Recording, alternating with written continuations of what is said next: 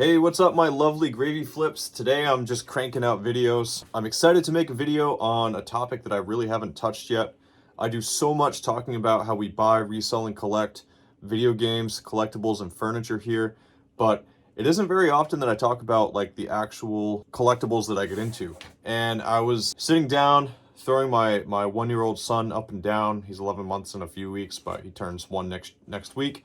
And I was thinking about like what would be the most like rewarding thing for me to invest in. And for me growing up, vintage Pokemon cards were the thing.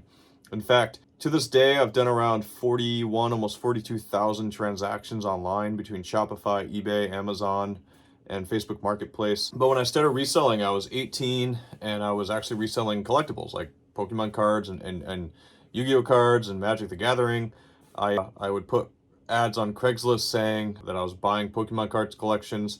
And I mean, like in 2011, 2012, dude, people were getting rid of the 1990s Pokemon cards like crazy. So I was able to like get them, throw them on eBay, and I'd have to like mail them out with stamps and everything.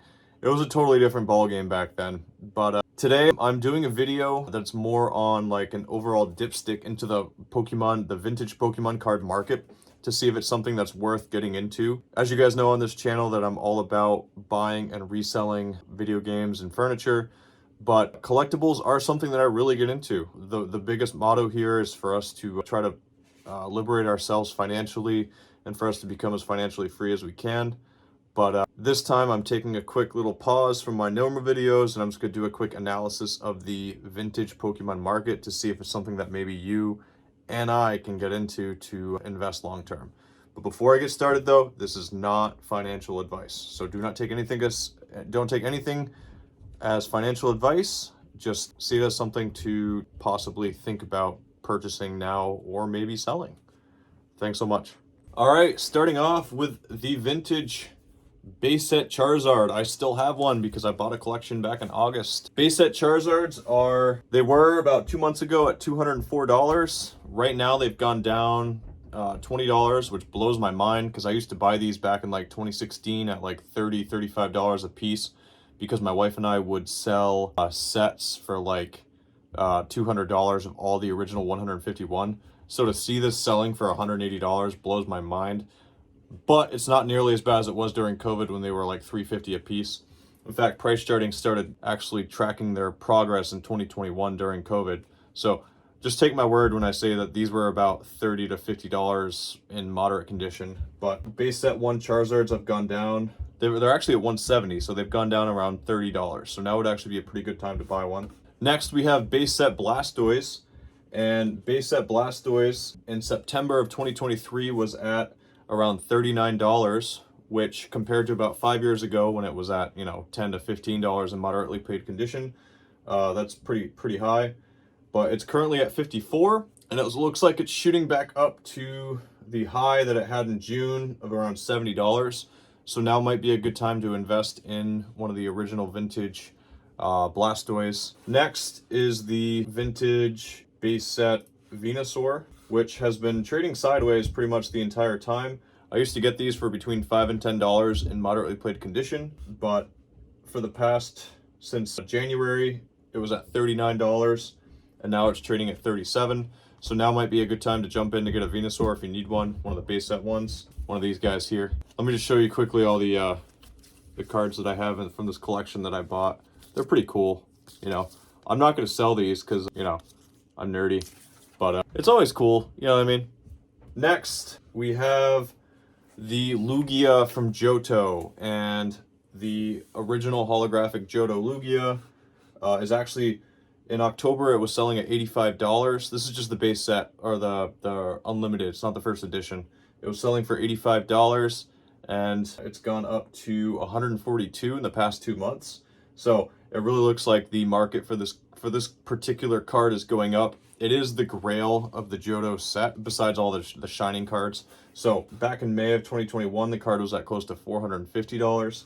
So now might be a good time to get one. Or if you think the market's going to go back down, it might be a good time to sell. The classic Shining Charizard has been holding between $500 and $700 for the past few months.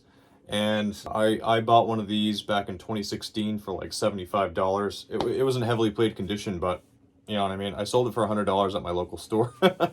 So, you know, that was a pretty crazy flip I did. Right now, it's actually down the lowest it's been in a while, over the past few months. In July, it was at $650, and right now they're down to about $525. So if you're trying to get an unlimited Shining Charizard from Neo Genesis, it might be a really good time to get one.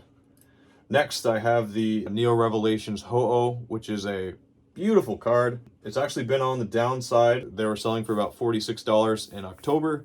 Since then, they've gone up to around $54, but historically speaking, this is actually a really good price. Back in 2021, they were selling for over $100, and it does look like their trajectory is going back up. So if you want another one of the grails from the Johto series, this actually might be a good time to pick one up. The holographic Neo Discovery Umbreon, the Moon, the card that we all wanted as kids. It's actually been going up.